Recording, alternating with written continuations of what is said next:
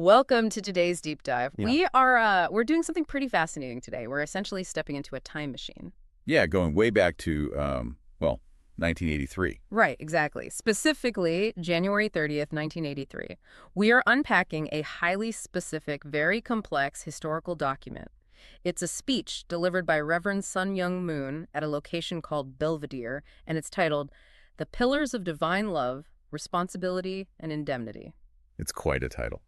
And the mission for this deep dive is to basically break down the architectural blueprint of the worldview presented in this document. Yeah, to understand the mechanics of how it suggests the universe operates, because it gets profound and honestly sometimes a bit startling. Totally. Yeah. But before we go any further into the anatomy of this address, Yeah. we really need to lay down a mandatory foundation for you, our listener. Yes. Very important. Because this material contains some incredibly strong religious, social, and political viewpoints. I mean, it crosses directly into both right-wing and left-wing political spheres. Right. And it makes definitive societal, theological, and, gender-based claims. So we want to explicitly state right up front that neither of us are endorsing, validating, or taking sides on any of these viewpoints. Not at all. We aren't here to judge the theology or the politics.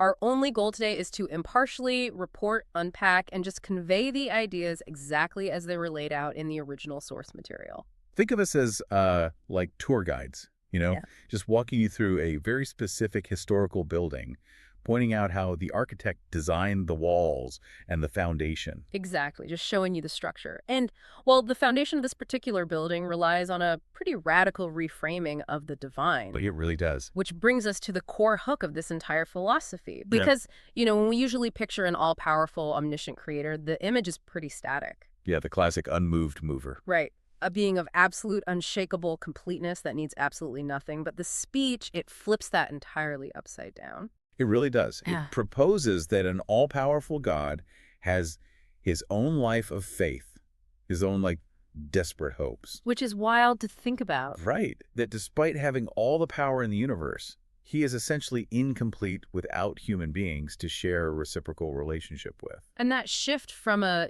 self-sufficient dictator to a vulnerable, seeking creator, it changes the entire role of humanity in the grand scheme of things. Absolutely. So to understand those ultimate pillars mentioned in the title, responsibility and indemnity, we have to start with this unique definition of God. And the fundamental reason the universe was even created in the first place. Yeah. So Moon's worldview introduces this concept of God's dual essentialities. It basically posits that God possesses both masculine and feminine characteristics, Okay. but exists primarily in a positive or a subject position. And the critical philosophical leap here is that a subject can't just exist in a vacuum. God can't just float in the ether and actually feel the stimulation of love. Right. He might possess unimaginable power and wisdom, but without an object, which in this case means a physical humanity, to appreciate that power and reciprocate that love, the power basically has no true value. There is this brilliant, highly relatable analogy used in the speech about body temperature to explain this. Oh yeah, the temperature analogy. It grounds a massive theological concept into everyday biology, which is so helpful. Yeah, break that down for us. So normal human body temperature is roughly 36.7 degrees Celsius. And your heart beats, maybe 72 to 80 times a minute. Mm-hmm. And you walk around all day completely oblivious to this baseline reality. You don't actually feel your own warmth. Right, you only realize warmth when you reach out and touch someone else's hand. Exactly. In that exact moment of contact, your own body temperature suddenly becomes a standard of reference. You measure the warmth or coolness of the other person against yourself. So the philosophy applies this directly to God. God needs a point of reference. Yes, and this principle of reciprocal harmony is presented as the foundational law of nature. Like, it points out really mundane physical realities. Right, like having 2 ears and 2 nostrils is very good. It notes that weather requires the harmony of rain and sun, otherwise existence would just be stagnant. You'd be so bored. Exactly. Music requires the blending of high soprano and deep bass. Everything relies on duality creating harmony. Let's bring in another analogy to really visualize what's happening here, because I was thinking about this. Yeah. Imagine a world-class comedian, the funniest person alive, standing on a stage delivering a perfectly crafted joke. Okay, I like this. But they are standing in a completely empty, soundproof room. No matter how brilliant the joke is, the comedian needs an audience to actually experience the humor. The humor doesn't truly exist until the laugh bounces back to the stage. That's a great way to put it. Yeah. Taking that comedian analogy into the theology of the book of Genesis, this framework argues that when God was creating the world, saying, "It is very good," wasn't just an observation of his own power. Because when God created Adam alone, that statement wasn't made. It was only after creating Eve, completing the pair, that God said, "It is very good." Wow, okay. So that wasn't divine self-congratulation. It was the profound relief and satisfaction of creating a circuit, a give and take of love. And that circuit of love is positioned as the very center of goodness because it fulfills a common goal for everyone, God, man, and woman. Yeah. But if God is the comedian waiting on the stage for the laugh, how do human beings physically fulfill that role? Like, how do we bounce the laugh back? Well, this worldview argues it happens through the ultimate highly structured unity of men and women. And the framework of gender and relationships presented here is incredibly rigid, isn't it? Very rigid. Men and women are defined as inherently fundamentally different. Men are described as naturally seeking to go outward, taking initiative, being more aggressive, while women are described as naturally seeking the home, going inward, and being more responsive. Now, obviously, the speech anticipates arguments about equality with this, It does. but it addresses them by shifting the arena completely. Absolute equality between men and women, in this view, isn't found in secular arenas or societal working rights. Right. Instead, absolute equality is only achieved under the realm of love. And the mechanical description of how this love operates is honestly fascinating. It's so specific. Yeah, it says when a man and a woman unite in love, they form a minus unit. This combined minus unit then connects with God's big plus. Okay, so literal circuit. Exactly. And together, looking up toward God, the couple enters a sacred unified space that the speech vividly calls a love bag. A love bag. That is quite a term. It is, and it explicitly notes there is only room for two inside it. A love bag. It's just a striking, unforgettable phrase. And the material goes into intense detail about the sheer voltage of this connection, specifically focusing on first love. Oh yeah, the gold wires. Right. First love is compared to a 100% conductance gold wire. When those two pure gold wires connect, it creates a massive cosmic spark. A huge spark. There's even a moment where it suggests that when you see a thunderstorm, with lightning violently crashing in the sky, you are witnessing a physical manifestation of God's love sparking in the universe. And teenagers are identified as the peak demographic for this spark. They're described as activated antenna, highly sensitive, vibrating with sharp perceptions, naturally drawn to their other half. But precisely because that spark is so powerful and foundational to the universe, there is a severe warning that this pure love must be handled with extreme care. This is where a very sharp, uncompromising line is drawn in the text. Yeah. This sacred, carefully preserved love is contrasted with what is labeled secular trash can love, which is explicitly attributed to Satan. Wow. Trash can love. Yeah. Love, in this framework, is a noble public institution, not a casual or vulgar pursuit.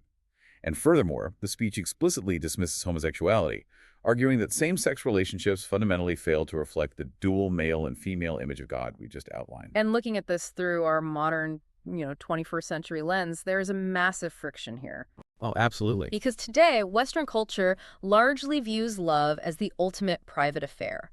It's deeply tied to individual fulfillment, your personal truth, individual rights. Right. So why does this framework insist so fiercely that love must be this heavily structured public affair that has to be approved by God, the nation, and the universe? Well, the philosophy actually addresses that exact modern perspective. It argues that claiming love as your private property is fundamentally illogical. How so? Because God is the center of the universe, and love originates from God, it flows downward through the world, the nation, the society, the family, and only finally reaching the individual. Okay, I see the hierarchy. So therefore, love is on loan. You are a custodian of a public item. You didn't create the person you love, and you certainly didn't invent the concept of love itself. Right, you just received it. Exactly. So to isolate your relationship from God's public structure is viewed as a total failure to understand why you exist in the first place. So if this perfect gold wire circuit of structured love was the ultimate goal, it raises an obvious problem. The broken world. Yeah, you look out the window and the world is demonstrably broken. It's defined by conflict, division, pain. If the design was perfect, why is the reality so fractured?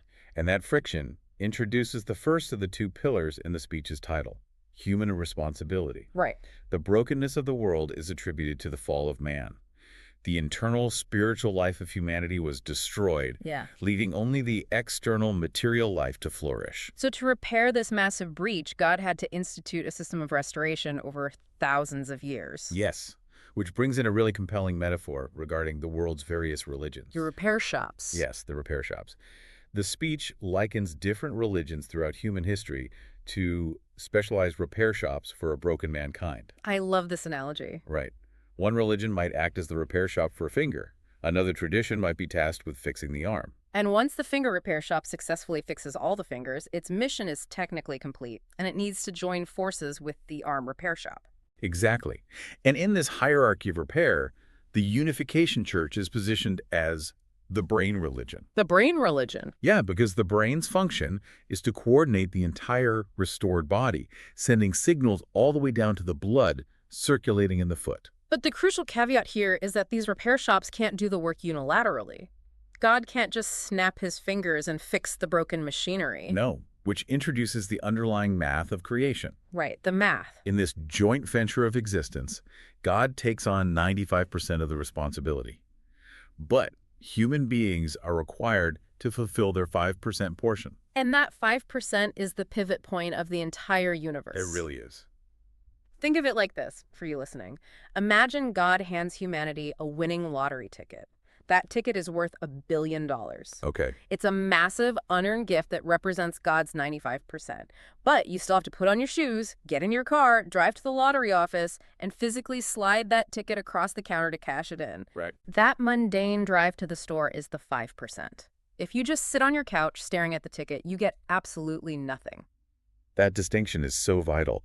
This 5% isn't just like busy work designed to test obedience. God carved out this 5% responsibility specifically so that humans could inherit his creative ability. Wow, okay. Because if God did 100% of the work, human beings would be nothing more than highly advanced pets or, robots. Right, there's no agency. Exactly. By executing our 5%, we earn the dignity of being co-creators. We become legally entitled, in a cosmic sense, to inherit the entire creation. But because of the fall, pulling off that 5% is now incredibly difficult. There are active, adverse powers trying to drag people away from perfection. Yeah. And this struggle radically redefines the concept of freedom. Because in the modern world, we tend to think of freedom as our birthright. Right. It's the baseline. Yeah, it's a starting condition. You are born free, and you get to do what you want. But Moon's worldview flatly rejects freedom as a starting point. True freedom only emerges after you have fulfilled your responsibility. And the speech gives a stark, really provocative example of this. It does. Imagine a mother who claims her freedom to leave her vulnerable baby unattended so she can go out to a movie. Right. That is labeled an absolute abuse of freedom. True freedom is the reward waiting at the finish line, earned only after the heavy weight of responsibility is successfully carried. And the urgency of this 5% is so intense that Reverend Moon literally proposes a new daily greeting for his followers in this speech. Oh, I forgot about this part. Yeah, instead of waking up and saying good morning or ending the day with good night, he instructs members to greet each other by saying HR. Standing for human responsibility. Right. Morning HR. It forces the concept into every mundane interaction. You're supposed to think about your human responsibility when you eat, when you walk down the street, even when you go to the bathroom. It sounds almost like corporate synergy jargon today. A little bit, yeah. But it illustrates how all-consuming this pillar is meant to be. And that constant, relentless focus on HR creates a definitive boundary line. Human responsibility is described as the actual wall separating God's people from the satanic world. It is the defining metric of human dignity. Yes. So if that covers the internal, personal side of the 5%, what happens when an entire civilization refuses to do its part? Oh, it scales up. Right. This philosophy doesn't leave responsibility at the personal level. It scales it up to massive global geopolitics. And that scaling introduces the second pillar, which demands a brutal, painful price, the concept of indemnity. We have to remember the context here. This speech was delivered in 1983, deep in the icy grip of the Cold War. Right, high tensions. So theology is woven directly into the geopolitical conflict of the era. Marxism and communism are framed not just as economic systems, but as atheistic ideologies born from Karl Marx's internal spiritual confusion. Says. The premise is that Marx couldn't reconcile the brutal reality of worldly conflict with the existence of a loving God. So he simply declared material and history to be God. And the geopolitical stances taken in the speech are blunt. It openly advocates for a strong national defense and explicitly praises then President Ronald Reagan for his hawkish understanding of this need. Really openly. Conversely, it heavily criticizes former President Jimmy Carter, claiming his administration's softer approaches went directly against the principles of God. Yeah, the global stage is framed as a literal cosmic battleground where the democratic world must be strong enough to digest the weaker atheistic communist world. But that digestion, that massive process of ideological and spiritual restoration, requires indemnity. Right. Indemnity is the toll that must be paid to fulfill responsibility when things are broken. It's compared to swallowing incredibly bitter medicine. You might gag, you might fight it, but a doctor who truly loves you will force your mouth open and make you swallow it so you don't die of the disease. And there is an even darker, more intense metaphor used for indemnity. Yeah, the boat. Mankind is compared to a leaky boat stranded in the ocean. There's a hole in the bottom, water is rapidly pouring in, and the entire vessel is sinking. Terrifying scenario. Right. Someone has to willingly sacrifice themselves, climb down into the freezing water at the bottom of the boat, and use their own physical body to plug the hole. That person will likely drown, but the rest of humanity on the boat survives. That horrific sacrifice is indemnity. And Reverend Moon applies this exact concept to his own life and mission. He compares his life of paying indemnity to an Olympic pole vaulter. This was a fascinating image. Yeah, he describes using the Washington Times, the conservative newspaper he founded in the capital of the free world, as his physical pole. The objective was to plant that pole and launch himself over the geopolitical wall, with the ultimate goal of holding a rally in Moscow, right in the heart of the Soviet Empire. He also makes a sweeping prediction about the trajectory of civilizations. He claims that Western civilization, having failed its responsibilities and succumbed to individualism, is heading towards sundown. It is facing the darkness. While the East is facing the sunrise. Exactly. And that his movement is leading the rest of the world toward that eastern sun. It is a sweeping, staggering view of history that connects personal love to the fall of the Soviet Union. It really does. But it hinges entirely on this terrifying requirement of indemnity. And this is where we have to pause and ask the hardest question of this entire framework. Okay, what's that? If God is all-powerful, and God is fundamentally defined by love, why does the fulfillment of this grand plan require so much agony? Right. Why the bitter medicine? Why does someone have to drown in the bottom of the sinking boat? If God owns the universe, why can't the inheritance just be given freely to his children? Well, the philosophy anticipates that sense of modern entitlement. It states that if you desire to receive this incredibly expensive cosmic inheritance freely and easily, you possess the mind of a thief. The mind of a thief. Yes. The logic tying this together goes all the way back to the vulnerable God we discussed at the beginning. No? God himself has suffered more than anyone in the universe. Because of the broken circuit. Exactly. For thousands of years, God has been paying his own unimaginable indemnity to prepare the foundation for humanity to return. Because the Creator made such a massive, agonizing sacrifice, humans must also walk the road of indemnification. You cannot inherit what you haven't bled for. Right. You have to bear your own cross to truly own your freedom. The mind of a thief. That phrase carries so much weight. It completely recenters the human experience of pain.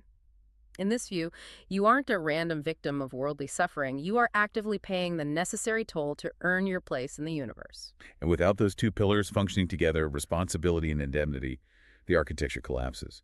Nothing is accomplished for the individual, nothing for the world, and nothing for God. We have journeyed through a massive, towering theological structure today. I mean, we started with the surprising premise of a God who actually requires an audience to fulfill the circuit of love. Yeah, the comedian waiting for a laugh. Right. We explored the gold wire spark of structured public love and how it rejects modern individualism. We walked through the repair shops of world religions. We unpacked the crucial 5% human responsibility, that lottery ticket we have to get off the couch to cash in. And finally, we faced the bitter medicine of indemnity, playing out in the high-stakes geopolitics of the Cold War. Taking a step back, what is most striking is how this 1983 text forces a total confrontation with modern values. It really does. We are entirely conditioned to view freedom as our starting point, our innate birthright. Yeah. This framework strips that away, viewing freedom strictly as the ultimate prize.